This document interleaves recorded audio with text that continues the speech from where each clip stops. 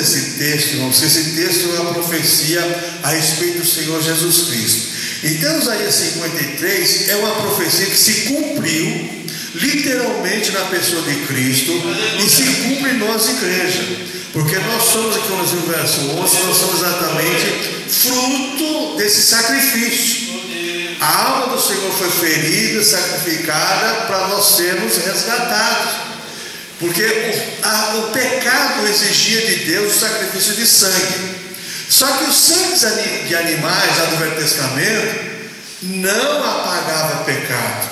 Cobria o pecado perante os olhos de Deus, mas não apagava, cobria. O sangue cobria. Deus olhava para o ser humano agora, através do sacrifício do animal. Deus olhava e via o sangue e não via o pecado do ser humano, mas não apagava o pecado, não riscava o pecado do livro da vida. Somente o sacrifício de Cristo é que risca o pecado do livro da vida e nos dá vida nova para vivermos eternamente com Deus. Então, Isaías 53, ele começa dizendo assim: quem deu crédito à nossa pregação? Se tem uma coisa difícil para o ser humano, o homem sem Deus e sem o Espírito de Deus, sem receber a iluminação do Espírito de Deus, é receber a mensagem do Evangelho com gratidão. Como é difícil, irmãos! Como é difícil! Você pode falar cheio do Espírito Santo, você pode falar na unção do Espírito Santo, mas a pessoa não entende, irmãos. Por isso que eu gosto muito de dizer: quem deu crédito à nossa pregação? Olha bem que Isaías está falando, profetizando de Deus, através do Filho de Deus. Jesus pregou, quantos creem em Jesus? A Bíblia, João capítulo 6, é o sermão que Jesus pegou na sinagoga em Cafarnaum. Só ficou 12. E disse assim: vocês não querem também ir embora, não? Aí o Pedro levanta e fala assim: para onde iremos nós? Só tu tem a palavra de vida eterna. Glória a Deus. Quantas pessoas creem na pregação do Evangelho? São poucos, irmãos. Infelizmente, estamos vivendo uma época, o século 21, que muitas pessoas dentro das igrejas não creem na pregação do Evangelho, creem em métodos humanos, ideologias, filosofias de vida, mas no Evangelho de Cristo, que salva, cura, batiza com o Espírito Santo e leva para o céu, são poucos que creem. São poucos que creem. Então começa a dizer: quem deu crédito na nossa pregação? E a quem se manifestou o braço do Senhor? A pergunta: a quem se manifesta o braço do Senhor? Aqueles que são iluminados pelo Espírito Santo e veem que o sacrifício de Cristo em favor dele é essencial para a salvação dele. Porque se não recebemos a iluminação do Espírito Santo, você não vai entender nada do sacrifício de Cristo, não. Vai ser o Jesus lá na cruz, e você vai ficar fazendo o sinal da cruz lá, você não vai entender, irmãos. Porque isso é revelado por Deus a nós. Graças a Deus que você recebeu essa iluminação e você viu que Cristo pagou os seus pecados e você está salvo através não dos seus méritos, mas do mérito de Cristo lá na cruz do Calvário. Nós somos salvos pela graça de Deus. Então o profeta foi descrever assim: porque foi subido como renovo perante ele e como raiz de uma terra seca, não tinha parecer de formosura. Eu estava lendo isso aqui, irmãos. Presta atenção, não estou criticando, estou expondo para os irmãos o que a palavra de Deus diz. Jesus não tinha parecer nem formosura. O que é que se prega hoje na ideologia da metodologia gospel? Até os pastores têm que ser bonitos, sarados, né? Calcinha apertada, né? Aquela coisa toda, sapatinho sei do que. Agora você vai na coisa de sapato, tudo quanto é jeito para você comprar lá. Sapato de cruz, sapato de sei do que. Irmãos, o Evangelho é coisa simples. Glória a Deus. O Evangelho de Cristo é coisa simples. Não é ostentação, não é glamour. Não são as pessoas, irmãos. É a parte mais significante do culto é o pregador. Sabe por quê? Se ele não for usado por Deus, ele é instrumento do capeta. Ele é instrumento do capeta. Então o ser humano simplesmente ele pode ser um um agente de Deus se ele for filho de Deus e se ele tiver temor a Deus, porque do contrário não é nada não. Mas hoje se querem coisas bonitas, igreja bonita, luz bonita, tudo bonito, irmãos. Irmãos, se você olha aquele Jesus pintado lá tão bonito, né? Olhos azuis. Quem disse para você que na Palestina, lá em Israel, lá onde Jesus nasceu, lá em Belém, tem gente loira lá? Quem disse para você? E para começar, aquele nariz bonito de Jesus que você vê no quadro lá, né? Geralmente aquela pessoa tudo tem um nariz fino e comprido, né? Mas a ostentação e o glamour do bonito. E infelizmente se cumpre uma profecia de 4 séculos antes de Cristo, do filósofo grego que profetizou. Quando surgiu o Adonis, que é o deus da beleza masculina grega, Adonis, o deus, né, da beleza masculina grega, o camarada, né, você vê lá a fotografia do Adonis lá, né, camarada bonito, aquela coisa toda, ele profetizou: um dia o mundo será conquistado pelo maligno, pelo belo e bonito. O mundo será conquistado pelo maligno, pelo belo e bonito. Presta atenção nisso.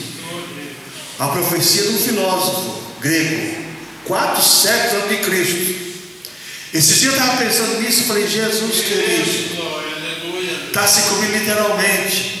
E as pessoas gostam, irmãos. As pessoas gostam. Então, você vê aqui nesse texto agora, Jesus tinha aparecido em formosura, e olhando nas paredes, nenhuma beleza visto, para desejar. Você vai dizer assim: você viu alguém no Evangelho, alguém admirar Jesus? Só criticar. Só criticar. Você não vê essas coisas que se apregou hoje. Nós estamos vivendo o inverso dessas coisas hoje. E você vai ver aqui agora: era desprezado, mas indigno entre os homens de dores, esmergados de trabalho, e como de quem os homens escolhiam o rosto, era desprezado, e não fizemos dele caso algum. Jesus, irmãos, sofreu.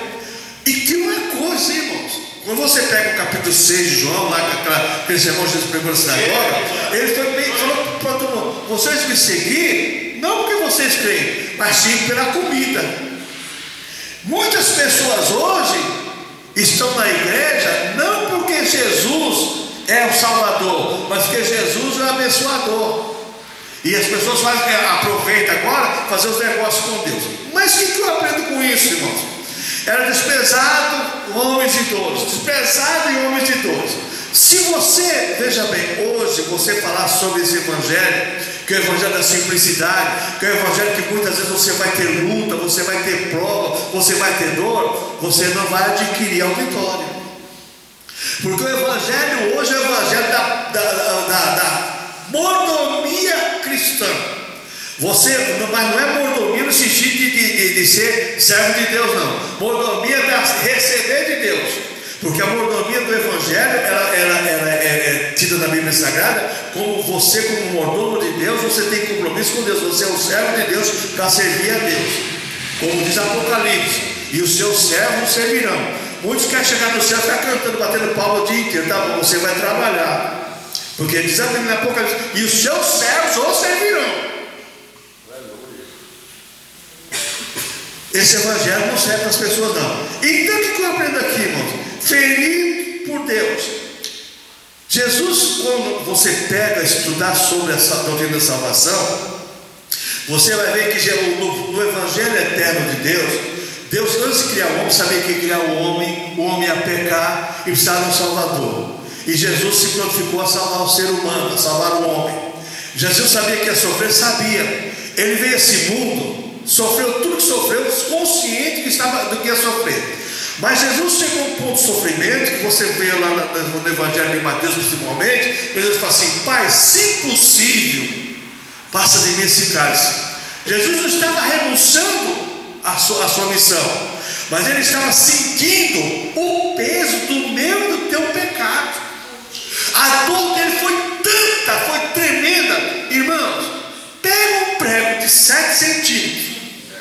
7 centímetros. Aliás, 7 polegadas, que vai dar 17 centímetros e pouco. 7 polegadas. Enfia, meu irmão, dobra. Enfia na outra mão, dobra. Enfia nos pés, dobra. Você pregado ali na cruz. A história diz que a maioria das pessoas não morriam de sofrer, morriam asfixiadas. Porque quando acabava a força dos braços e dos pés, o tronco ia descendo e a pessoa asfixiava, o pulmão fechava. Então, diz a história que muitos, o mapa é chamado lugar da caveira, porque quando você passava de longe na estrada, você ouvia o gemido das pessoas crucificadas. Durante 3, 4 dias, as pessoas ficavam gemendo lá até morrer. E Jesus, no mesmo dia, foi crucificado e morreu. Ele não morreu, ele se entregou por mim e por você. É diferente. Ficou todo mundo admirado, mas já está morto. Já está morto. Ele se entregou por mim e por você. Que ele disse: Pai, nas tuas mãos entrego o meu espírito. E tendo dito isso, expirou. Foi para o túmulo, mas ressurgiu. Era o que? Era ferido por Deus, sofredor, transpassado, foi ferido, foi escarnecido, foi tudo, mas por amor a mim e a você, ele fez tudo isso por nós. E hoje nós temos um evangelho que não é evangelho de amor pela salvação, mas é o evangelho de amor pelas conquistas. Amor pelas conquistas. Não, você tem que amar o evangelho, porque através do evangelho você encontra a salvação da tua alma. E o Deus que te salvou está aqui no evangelho. O que mais eu aprendo aqui, irmãos? Jesus, a Bíblia fala aqui, exatamente no verso 6 da profecia de Isaías: todos nós andamos desgarrados como ovelhas, cada um se desviava pelo seu caminho, mas o Senhor fez cair sobre ele a iniquidade de nós todos. Todos andávamos desgarrados, cada um andava pelo caminho, mas o Senhor nos chamou e fez cair sobre ele o seu pecado, a sua culpa. Foi tudo para Jesus. Isso chama-se imputação. Jesus fez por mim o que eu podia fazer. Agora, a dor que ele sofreu, o sacrifício que ele sofreu, é em meu favor, isso é imputação. Aquele imputado a mim, não que eu seja merecedor disso, mas Jesus fez por mim voluntariamente. A coisa mais gratificante que existe no culto é quando você faz as coisas voluntariamente. Você dá uma glória a Deus voluntário, você louva a Deus voluntariamente. Hoje se incentiva as pessoas a fazerem as coisas. Não, irmãos, isso é sacrifício humano. Sacrifício para Deus é coração quebrantado e contrito e lábios que expressam o nome santo do Senhor. Aquilo que está lá de dentro da alma. Esse é o verdadeiro sacrifício do ser humano. Está lá dentro da sua alma, quando você fala assim: glória a Deus, glória a Deus, vem lá do fundo da sua alma. Aí você vai você vai louvar o Senhor nosso Deus. Outra coisa que eu vejo aqui no versículo 7, isso aqui me impressiona muito, irmão. Versículo 7 diz assim: ele foi oprimido, mas não abriu a boca. Como o cordeiro foi levado ao matadouro, como ovelha muda pelos seus tosqueadores, ele não abriu a boca. Quem já viu aqui matar ovelha, matar carneiro? Ninguém viu? Eu vi muito, irmãos. Meu avô, meu bisavô criava e matava. O carneiro é o seguinte: eles pegam o carneiro, a primeira coisa que faz, ele corta a jugular do carneiro. Aí corta a jugular do carneiro, ele não berra, ele só esperneia, o sangue desce tudinho. Aí meu avô, meu bisavô pegava um canutinho feito de bambu, um cântaro de bambu, soprava entre a pele e a carne, depois passa a faca assim, é que nem descascar a mesma coisa, sai todinho, o couro do carneiro sai todinho, você puxa assim, sai todinho assim. A carne não fica grudada na pele dele, sai toda. Você tinha que, para fazer aqueles suado de lã, pelego para montar no arreio, assim por diante. Então o carneiro não berra, mas ele chora.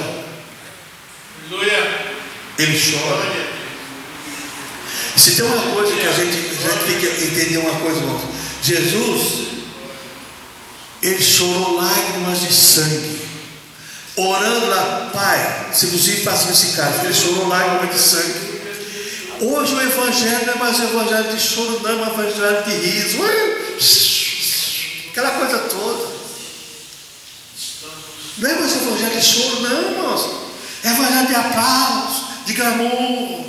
Vamos gritar, vamos sapatear. Não, irmãos. Evangelho, hoje, Santa Ceia, para você lembrar que Deus para você, e você chorar, Senhor, sou grato pela minha salvação.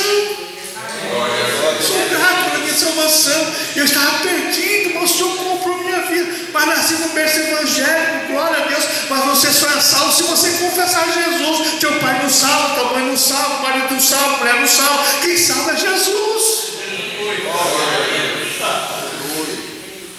Nós estamos vivendo uma época da inversão dos valores. Então nós vemos aqui exatamente sobre essa questão. Ele, veja bem, que ele foi cortado por causa da nossa iniquidade. O justo não houve engano na sua boca. Versículo 9 agora. Não houve engano na boca de Jesus, não. Verso 9 que diz aqui, irmãos. E puseram a sua sepultura com os ímpios e com o rico na sua morte, porquanto nunca fez justiça, nem houve engano em sua boca.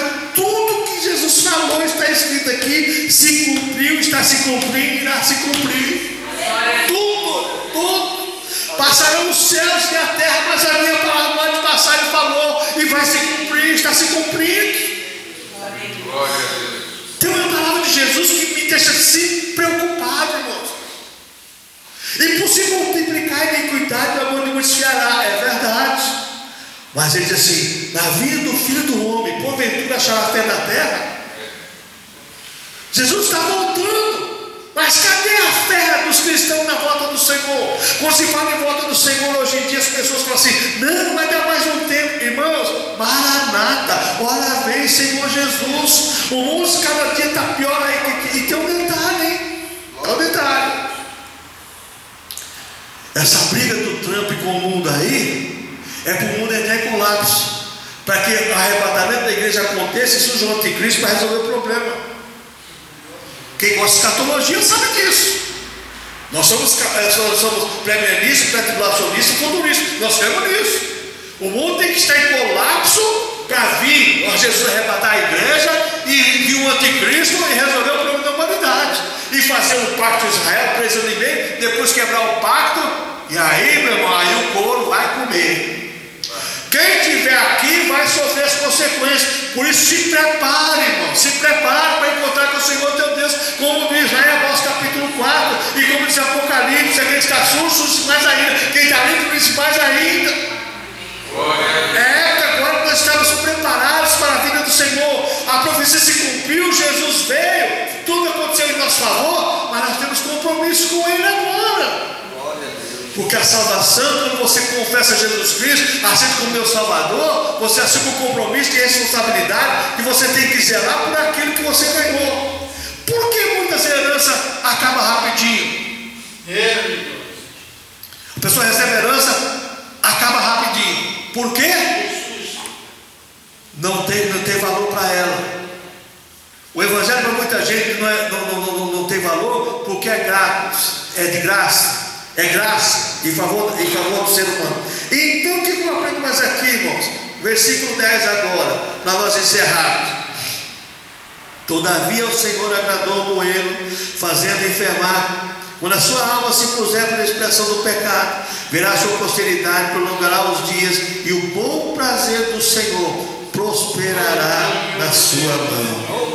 Ele obediente fez tudo em favor, e o bom prazer do Senhor, o bom prazer do Senhor prosperará na sua mão. Deus tem prazer numa igreja santa, uma igreja unida, uma igreja ornamentada pelos dons espirituais. Nós vemos no tempo, irmãos, que os dons espirituais estão sendo extintos, mas não pode não, nós somos pentecostais. Os dons têm que estar em atividade e ação.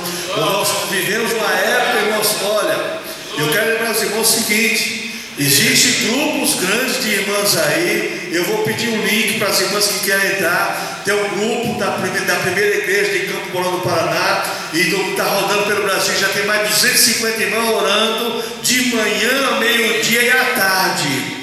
Irmãos, porque para Deus trazer um reavivamento, e nós vamos contar com isso, irmãos, oração. As irmãs, os irmãos saem para trabalhar, as irmãs que estão em casa podem orar de manhã, orar ao meio-dia e orar à tarde. Por que isso? As irmãs fizeram isso, sabe por quê? Porque sentiram a necessidade de interceder pelos esposos, interceder pelo lar, interceder pelos filhos, e elas que estão em casa, elas vão fazer exatamente isso, orar de manhã ao meio-dia e à tarde.